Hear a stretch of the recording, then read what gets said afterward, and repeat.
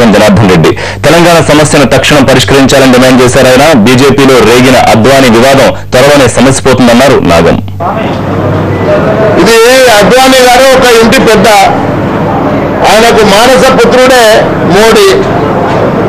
సరే, ఇప్పుడు ఆయన చేతికి పగ్గాలు వస్తున్నాయంటే ఆయన కొంత, నేను అనుకుంటున్నాను, సరే విశ్రాంతి తీసుకుందామనే ఆలోచనలో ఉన్నట్టున్నాడు. కొన్ని బాధ్యతలు తప్పుకున్నాడు. కొడుకు ప్రయోజకుడు అయినప్పుడు తండ్రి సంతోషించడానికి ఇంకెవరు సంతోషించాడు కదా. ఇవాళ మోడీ కూడా సంతోషంగానే ఉంటాడు.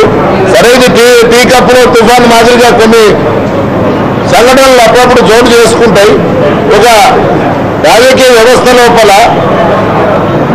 డెమోక్రసీ లోపల ఇటువంటి సాధారణమే. దీని గురించి మేము అంటే పెద్దగా దీన్ని పట్టించుకోవాల్సిన అవసరం లేదు.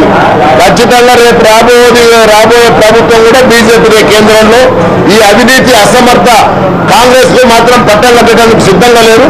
3వ గంట అనేది అది మిథ్య.